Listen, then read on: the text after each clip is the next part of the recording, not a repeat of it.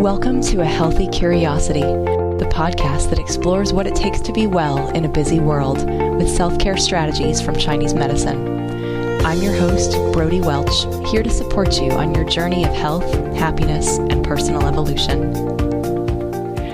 Welcome to today's show. I'm your host, Brody Welch, and with me today is Erin Knight, who helps professional women who desire natural root cause solutions from chronic migraines.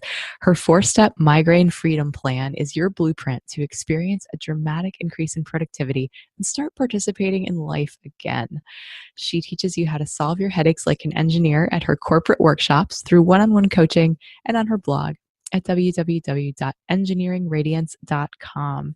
Erin, welcome to the show. Thanks so much for being here today. Thanks, Brody. Excited to talk with you about migraines.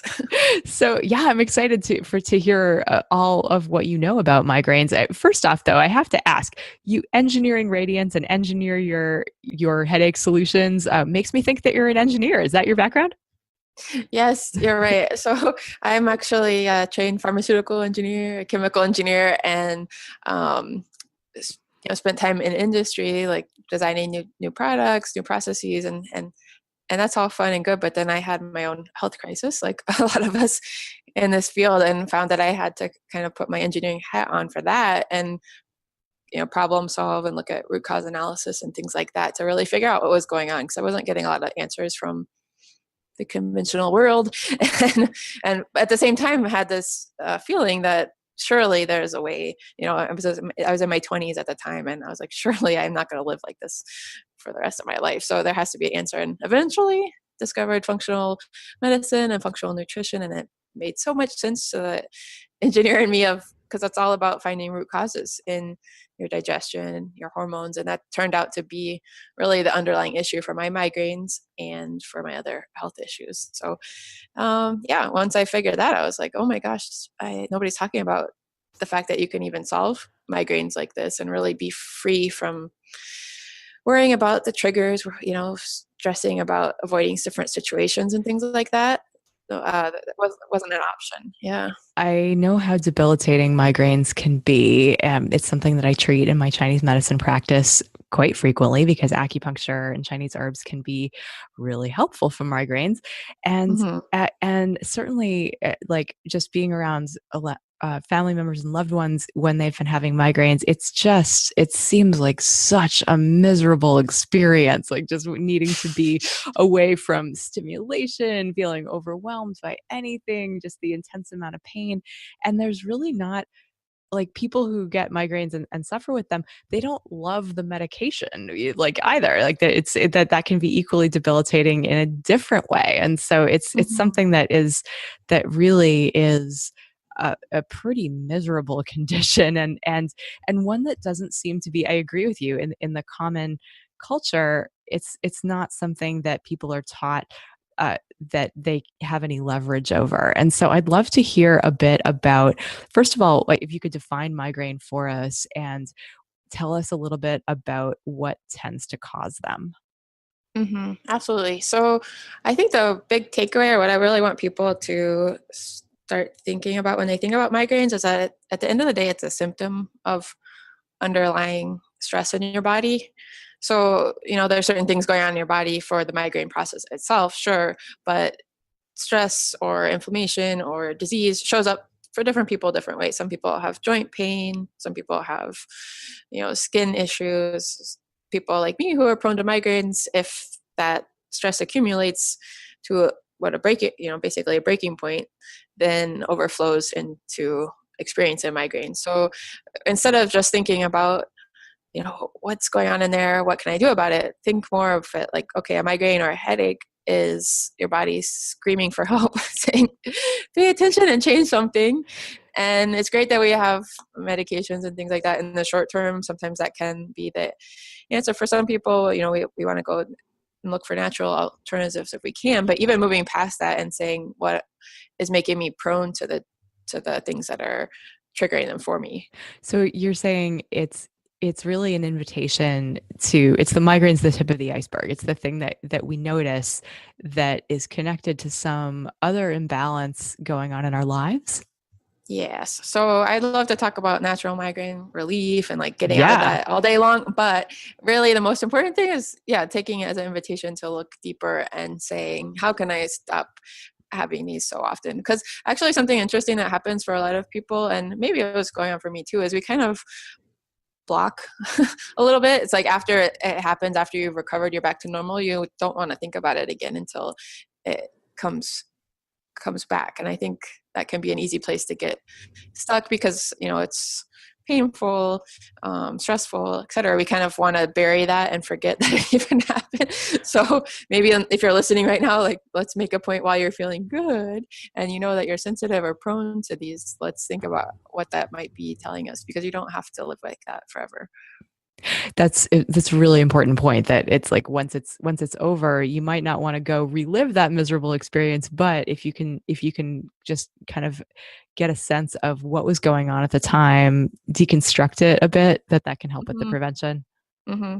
So examples of things that, I mean, if anybody suffers, they'll probably relate to this pretty quickly. But for those of you that don't, things that will trigger the migraines often are things like bright lights and loud noises, which is interesting because that has a tie into the what's called the midbrain, or the top of the brainstem. If that part of your brain is really inflamed or overactive, you can be more sensitive than average people, or maybe even more sensitive than you are at other times to light and sound. And then that'll push you over into the having the migraine, which I think is really interesting. But that again is just telling us we need to calm down inflammation in the body and overall support the whole body, not just focusing on the migraine, to become less sensitive. So other triggers would be things like changes in barometric pressure. So if people get migraines whenever there's a thunderstorm, Yes. so really common. It's something I definitely used to have to deal with, but you don't have to. So what's going on there can be a blockage in the lymph movement throughout your body, and the lymphatic system especially is the lymph around your brain, and that can be blocked up if you've got a toxic overload or aren't sleeping well, for example. So there's some little tricks you can do to help move that along, but then overall, again, you want to look at toxicity and things like Yeah, that. let's unpack that for a little while, because I know that from an Ayurvedic standpoint, the trick to getting the lymphatics of the brain moving is to do nasya oil, like to insert into the Oh. nostrils like this Mm-hmm. medicated oil that has herbs that are anti-inflammatory, but also essential oils that can Mm-hmm. open up the head, because that and also to do like these super deep scalp massage like with something like rosemary essential oil that can be Mm-hmm. because we know that that kind of what's going on the above the skull, above the cranium, can actually influence the circulation in the brain, and so that and doing that, and then getting lymph moving via either a dry brush or a rebounder, or just like moving your body in general, and then of Mm-hmm. course cleaning the lymphatic system with herbs that are good for that, things like turmeric and mangista and things like that. But I'd love to hear Mm-hmm. from your perspective, like how do we access the lymphatics and clean the lymph if that is indeed one of the triggers? One of the factors. So that's interesting you said about Nasio, because I've tried that, but I didn't know it had to do with the lymph. And that's a good one to add to the toolbox. But I'm definitely on board with the movement and dry skin brushing. That's something I tell people. And Mm-hmm. then if you Google self lymph massage, like 5 minute self lymph massage, there's this massage therapist out of, I think it's like Ohio or Indiana or something like that, and she has this great, very very popular, like millions of views video of how to do this for yourself, with a light touch along your neck, behind your ears and things like that, to open up the pathways. And that can help tremendously if you actually feel the pressure building, like the thunderstorm straight coming, the weather's changing, you feel it starting to build. Like that's something that can be like quick relief. And then to So that add, could actually stave it off. Like if you know that there's bad weather, like instead of feeling victimized with like, oh, here it comes again, like this is something that you could do in that moment. yes, you're like, Awesome. okay, I'm gonna go Hmm. do this, and I'm gonna get out my frankincense and do that along the hairline, or use that in the lymph massage. And yeah, I don't want to oversell it. I don't think Yeah, yeah. it's the same Hmm. effect exactly as taking like an Imitrex or something like that, but I've had people report back to me that, okay, it reduced it enough. It reduced the pressure, it reduced the severity that I didn't have to take my Imagex. And like you said, like a lot of people are looking for ways to take less because they are up against that point where if you take more than a certain number in a month, you're prone to rebound headaches. And we've got a lot of people that are kind of like borderline on that. So Yes. it's a tool they're still using.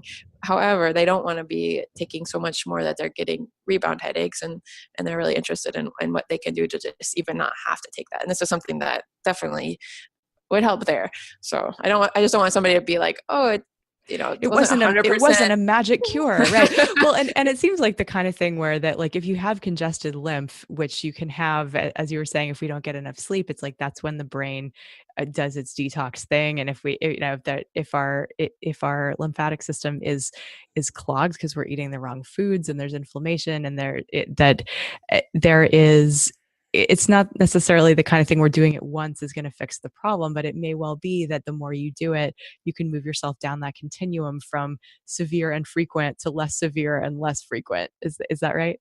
Exactly. So, like, let's say the lymph massage is something you could do in the moment, whereas sleep is something you want to start making a habit of, and over time you'll notice a difference. Like, it sounds so simple, so basic that maybe we take it a little bit for granted, but sleeping consistently can be a big factor for people with migraines, especially. And like, just personally, I in high school, college, I would have headaches. Sometimes it turned into migraines as much as 4 or 5 days a week, so a lot. Awful. Yeah. But I just remember how I was sleeping back then. I stayed up late, chatting, doing homework, whatever.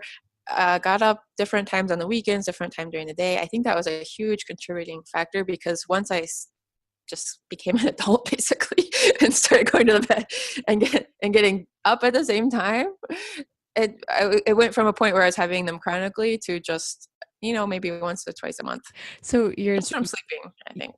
yeah, Big, like just from having a yeah. routine that grounds you. Mhm. In Chinese medicine, well, we think about migraines oftentimes as this floating yang, or this wind that's in the Mhm. head, that there's kind of this, there's too much movement, there's not Mhm. enough like of that grounded energy in the body.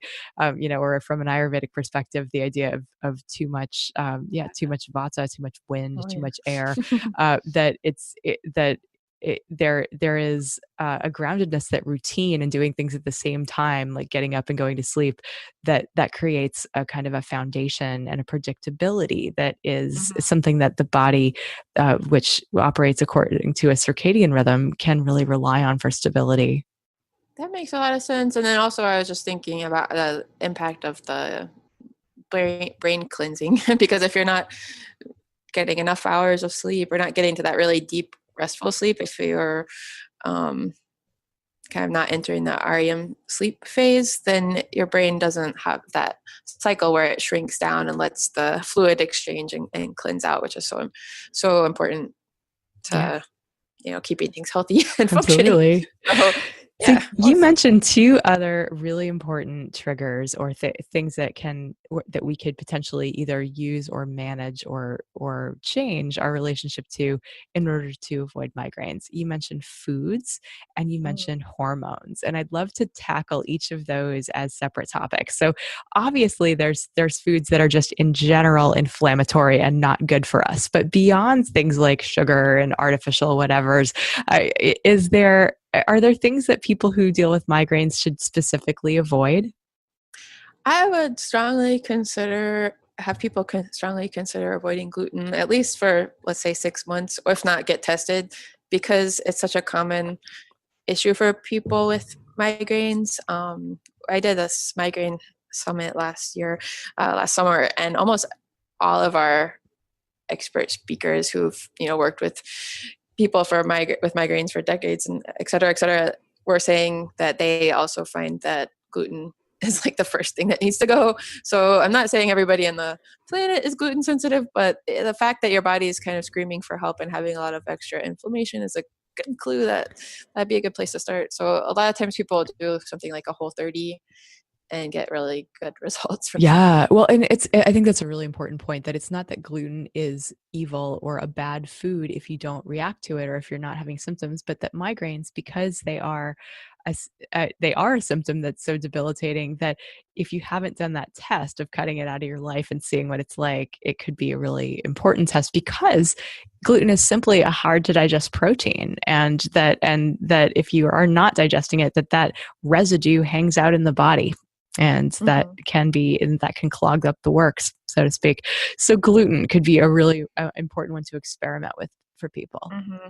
Another thing with food wise that is, helped me a lot and is often a starting point is, um, let's call it managing blood sugar. So not trying to either not intentionally trying to skip meals because intermittent fasting is kind of trendy right now, It's or true. Yeah. Is that something that you would discourage migraine sufferers from dealing with? yes, it can help some people, but it's a little bit dangerous if you're one of those people that gets hangry, if you know what I mean, lightheaded, Hmm. just in a bad mood. If you skip meals and stuff like that, then don't push it. If you're fine and you seem to do well with it, then maybe experiment there. But listen to your body if you do feel like you get, your brain stops working or you get lightheaded or fuzzy and stuff like that. If you don't eat, then don't do that. Yeah, I really look at it as a question of constitution, that Mhm. there's some body types and some people who are prone to particular disease patterns, that where that's going to be absolutely the wrong thing to do, and others where it's going to be like such delightful medicine that's usually pretty easy.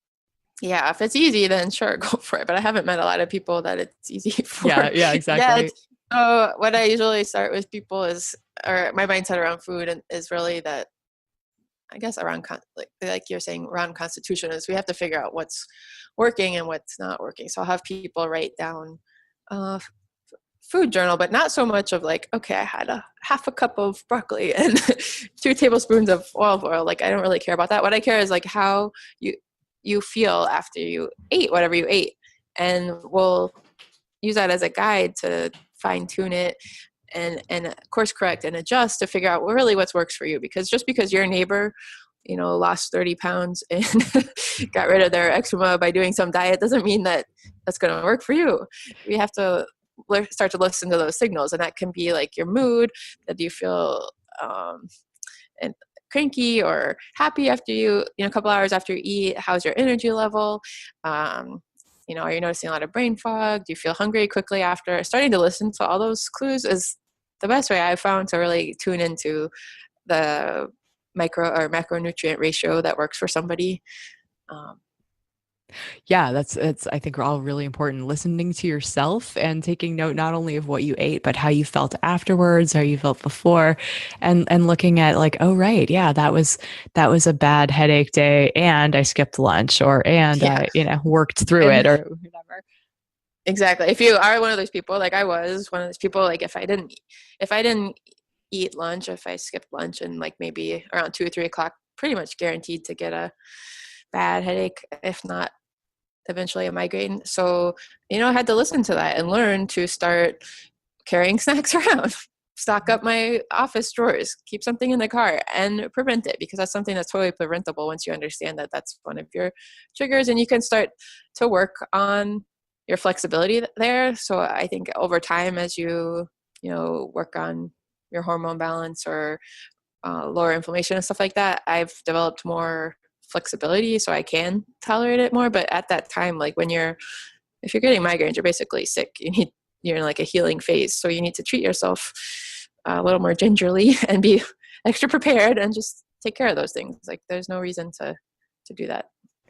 Yeah, really, really important to stay like just like carrying an EpiPen if you're gonna be around bees and you're allergic. It's like, yeah, okay, just be prepared to be able to take Mm-hmm. care of yourself in case of emergency. I want to take a moment to tell you about one of the most inspiring things in my life right now, my coaching group, Level Up. Our video calls are among the highlights of my week because people are regularly having breakthroughs, and not just things like losing weight or enjoying better energy and less pain, although those things are awesome, but changes that have very little to do with what we're ostensibly focused on. Our members are more confident in expressing themselves, finding their voices, drawing long overdue boundaries. They're feeling stronger and happier, clearer, and way more stress resilient. They moved from a fixed to a growth mindset, like Diana, who writes, "Deep down, I really didn't believe I could change.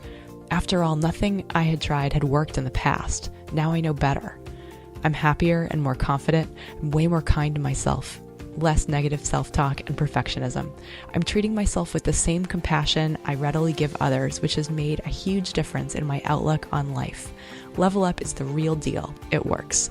Another member of mine who wanted to feel more calm and confident, which she'd literally been working on for decades, told me, "Nothing has stuck until now." This course is a transformation incubator that is so remarkable and effective that not one but two members from the last round gifted their friends an entire year's membership because they wanted those friends to be part of this circle of support and true community.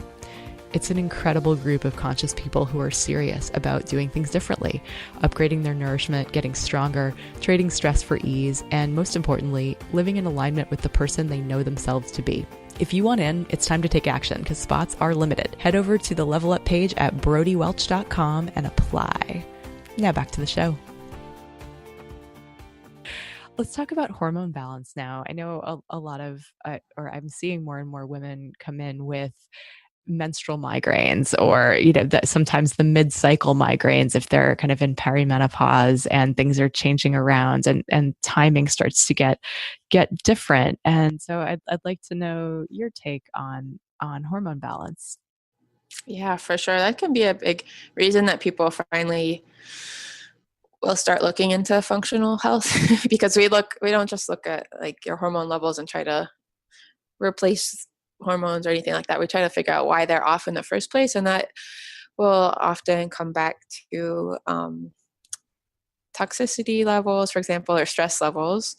But it is a really common factor for migraines if there's we call it estrogen dominant. So estrogen may or may not be actually high, but if it's high relative to progesterone, then it's considered off balance, and you'll have symptoms that can include migraine. So it might be because the progesterone's really low, or it might be because estrogen's a little bit high, or it might just be the balance is off. But Yeah. that's probably one of the more common hormone And I think issues for people. it's worth noting that estrogen dominance is really it's almost ubiquitous in our culture because xenoestrogens are everywhere. It's like that we're getting them from plastics, we're getting them from chemicals that we're exposed to all the time, and they can bind to our biological receptor sites for estrogen and show up as in an estrogen dominant way, as opposed to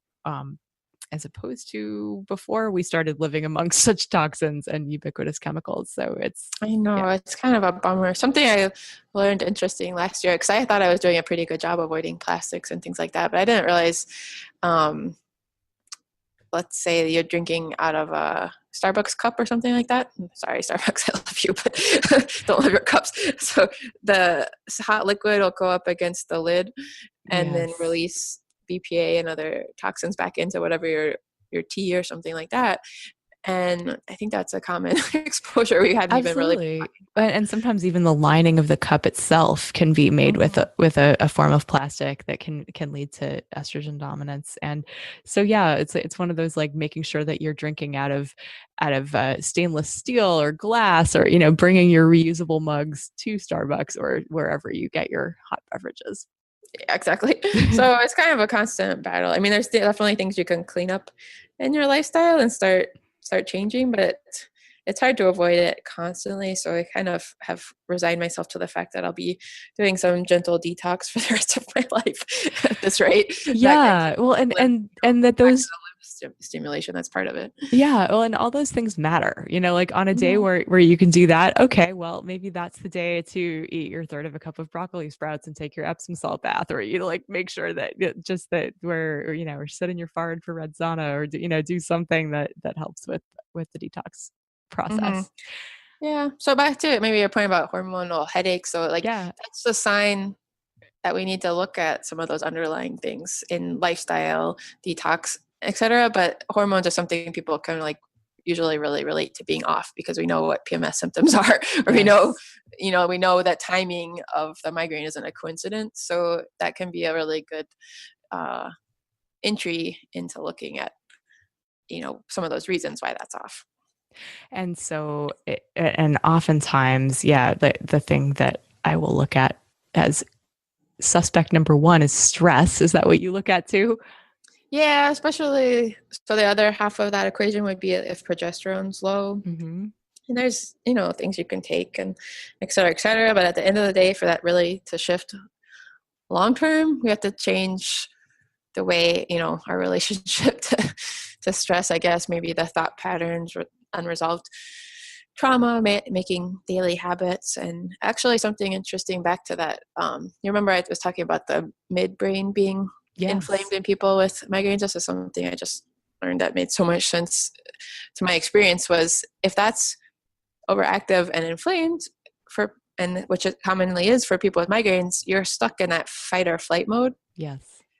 more than other people, which means that just telling somebody to go relax or go meditate or something like that is almost impossible unless you take care of that first and are able to shift out of um, that mode. And um, then you go try to build those healthy daily stress management habits. But just trying to do that first is really hard. Got it. So do you help people actually make that shift? Yeah, so like Ayurveda, I think that's something that's been very helpful for me. Also, kind of identifying if there's like a Vata imbalance or something like that, and then going back to those traditional practices has been helpful. Another thing that's really quick and effective is just breathing exercises. Yeah, breathing is my Yeah, favorite because it's always available and yeah. it's always there.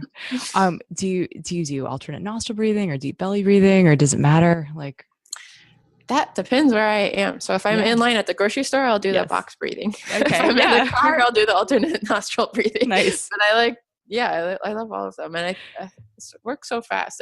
If you're listening, and you haven't tried that, look up on YouTube like box breathing or alternate nostril breathing because it only takes 2 or 3 minutes to just profoundly shift your whole body. Yeah, I have a link Awesome. to alternate nostril breathing that I Okay. can put in the show notes. Yeah, it's so traditionally it's so balancing for the central nervous system because the nostrils are they are connected to the channels that run on either side of the spine, and so kind of it's that quintessential yin and yang energy, or like that can be balancing for the central nervous system. And I like to think about that kind of fight or flight, rest and repair is like the yin and the yang of the nervous system. So you're balancing that out.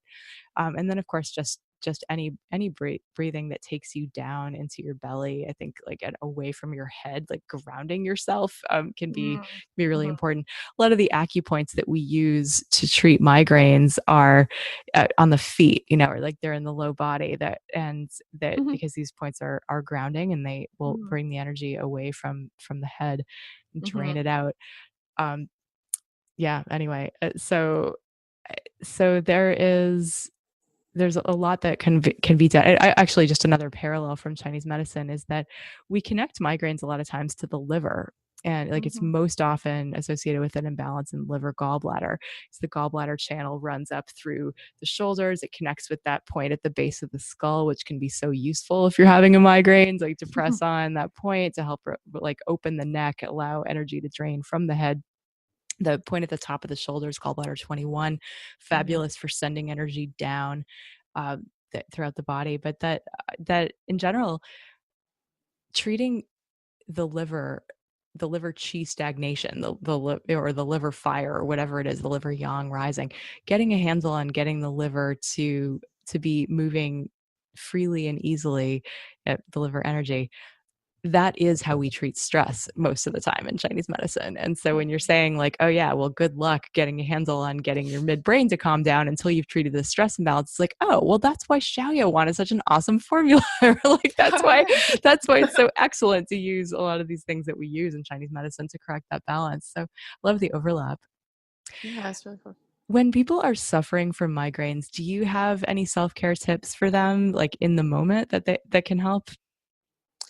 Yes, there's lots of things. I'll give you just like 2 or 3, but then Great. more the question is like, how do you actually remember to do them? So Yeah. like something that's helped a lot of people I talk to is ginger caps.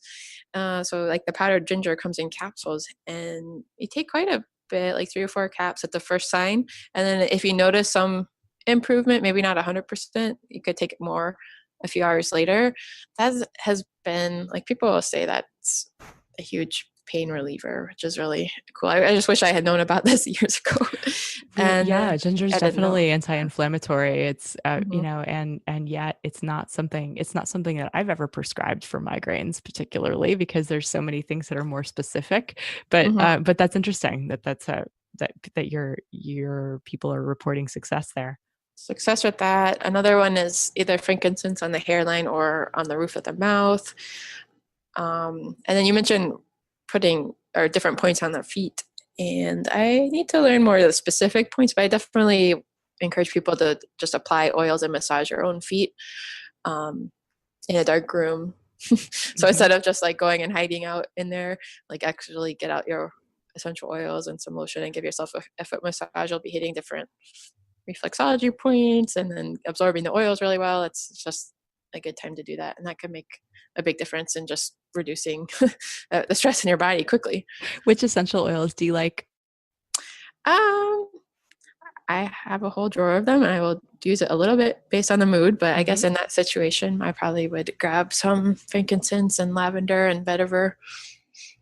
Great. Yeah, I love those. I love those. Do you ever use peppermint in the moment?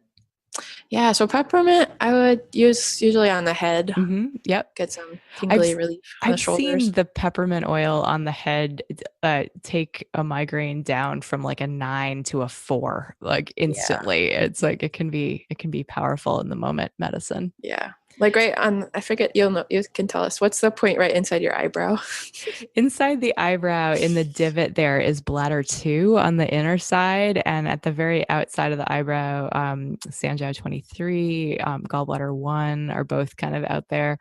And but yeah, usually like the inner eyebrow The divot. inner eyebrow is Yeah. good. I mean, you want to get it in your Mhm. eye because it's too stingy, but Yeah, right exactly. there kind of Hmm. can be really Yeah. relieving. And And then then on also the like on the scalp temples, massage. yeah, Yeah. on the temples, there's a point called Tai Yang, and that is just kind of in the temporal hollow. Other points for migraines, right above the ear at apex, like kind of if like the very top of your ear, there is a point that can release kind of the whole side of the head. And the point at kind of the corner of the head, known as stomach 8, also really useful. But gallbladder 8 and gallbladder 7, 9, like kind of right around the ear, can be really good for migraines. Hmm. And then Absolutely. also, if people haven't played with this or used it very much, knowing that you can keep using them just because you did it once and maybe it helped a little bit or helped a lot, and then it comes back, like you can keep using them A in really that. good point. You can reapply. Dosage is a real thing. Mm-hmm.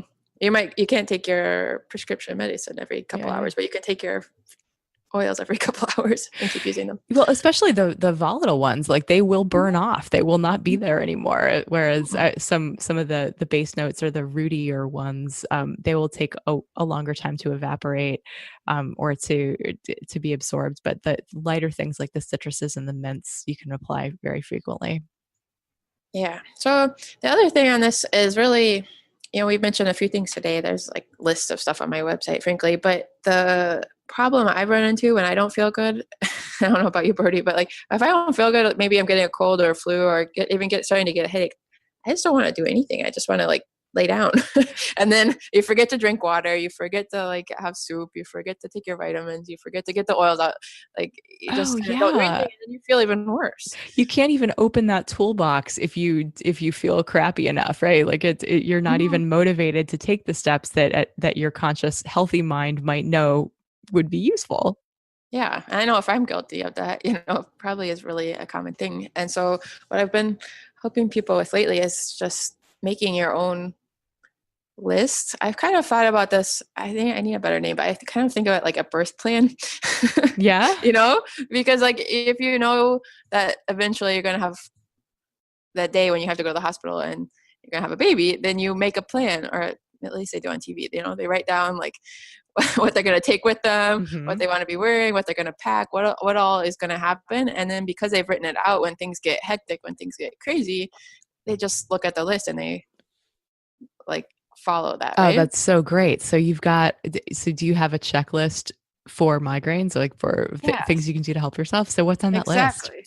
So, well, like our, the oil tips, the ginger caps, really try different things. But what I want people to do is like take out to notepad and write what you're going to try next time. Maybe 5 things that you've either have worked for you in the past or things that you've heard about that you have intentions to try. So okay, write them down, and then you'll have that in the kitchen drawer in the bathroom, so that when you feel like one's coming, you can get that out and you don't have to think about it or decide or anything other than follow the Oh, instructions. it's so good. It's like a letter to your future self, a little act of Yes. love. Like, okay, the me that is not going to have the bandwidth to think about this later, Yeah. here you go. Yeah, here you go. And don't get hung up on it being perfect. Like, it can evolve. Hmm. And you try something, you want to try something next time. That's really the important thing, is just writing stuff down and then trying it and having it ready. So don't get hung up on like, my list isn't perfect, or I need to research everything today. Just write down what's on your mind, 5 things, and then you'll have it. And then you can always fine tune it next time. Oh, I love that idea.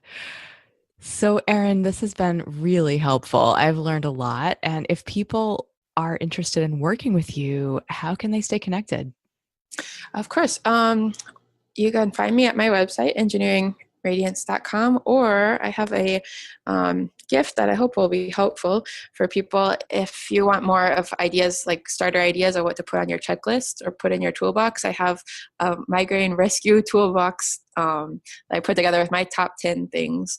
And you can go to Migraine RT for Rescue Toolbox, so migraineRT.com, and download that for free. So that'll help you get started in making your own list. Wonderful. I'll definitely throw that into the show notes. Erin Knight, thank you so much for taking the time to enlighten us about migraines here at Healthy Curiosity. I really appreciate it. Absolutely. Thank you too. Thanks for listening today. For more episodes of A Healthy Curiosity, you can visit the iTunes store. If you appreciated today's show, please leave us a review. This helps other people to find the podcast. You could also head to brodywelch.com, where you can find free self-care resources, learn more about Chinese medicine, and let me know what you'd like to hear about on future episodes. I'd love to hear from you. Till next time, be good to yourself.